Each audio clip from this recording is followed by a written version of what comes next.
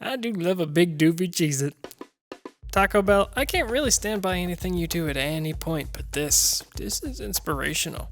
So inspirational, in fact, that I'm going to show you, the internet, how you can easily do it yourself. And if we're being honest, once they're done, they sort of taste like how Cheez-Its should taste, and like actual food. I know, that's pretty wild. Unheard of, really. Food that is actual food? What is this, Europe? Get out of here with your quality standards and higher restrictions on overly processed sugars and foodstuffs. Gross! Anyway, start by getting out the food processor, to which we're going to add a hefty 8 ounces of shredded cheddar cheese. And even though this is fake orange cheese, which isn't real, I feel like it's the more authentic way to activate the big cheese, so we're going to stick with it. Even though it is, of course, not real cheese, because it's orange, which isn't a real color. The conspiracy theory does go deeper, but that's not what we do on this channel. Once that cheese is all in there, it's time to once again struggle to get your food processor to fit together because you have dumb monkey brain. Eep oop peanut, am I right? Ah! Okay, I didn't realize that was on. Good thing these things have like a million safety measures. Okay, see, this is the kind of consistency you're looking for from your fake shredded and freshly processed orange cheese-like product. Okay, terror and conspiracies aside, it's time to add 150 grams of all-purpose flour, fresh from the manatee section of your local grocers, with a pinch or two of salt. By the way, that was sarcasm, and if you didn't pick up on that, you probably shouldn't be on YouTube unsupervised. But this seems like a great time to remind people to subscribe and ring the bell if you are into dumb cooking content like this.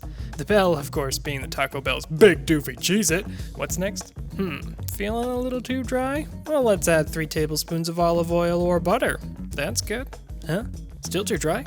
Well, let's dive into Funtown Splashdown USA with what is eventually going to add to roughly a half a cup of ice water, which is water with water in it, thus making sure you get more water per water. Once it's coming together, it's time to knead, and you want to work it for a good 5 to 10 minutes just until it comes together. Introduce it to the team, lay out what its measures of success and performance will be, explain about the 3-month trial period before the full hire, and that the first 6 months are unpaid, but if it does well, you could pop it up to minimum wage after the first year or so. Did you get a welcome email from HR? Yeah, me neither. I'm not honestly sure I work here. Once that's done, preheat your oven to 350 Fahrenheit. Parchment line a baking tray and roll out the dough as wide and as flat as possible. The flatter, the crispier. Good rule of thumb there. Cutting these would be a great application for one of those fancy multi-bladed ravioli rollers or whatever, but I'm impatient, so pizza cutter it is. We're making some small ones to snack on, which will be wildly uneven in every dimension besides thickness. And now it's time for the Big Mama. Yeah, that's what I'm talking about. Big and doofy. Yes! Okay, before we forget, we're gonna poke some holes into these and sprinkle on a little bit of salt. Now it's into the oven for 30-ish minutes, but honestly, I'm going a little bit longer because of the big ones, but also because I like them crispy. These little guys got pretty puffy, probably didn't poke enough holes in them, but that's okay. They're still cheesy, crunchy, and delicious. They're just not all that doofy. You know what is doofy? And didn't puff up all that much? That's right, the big doofy Cheez It.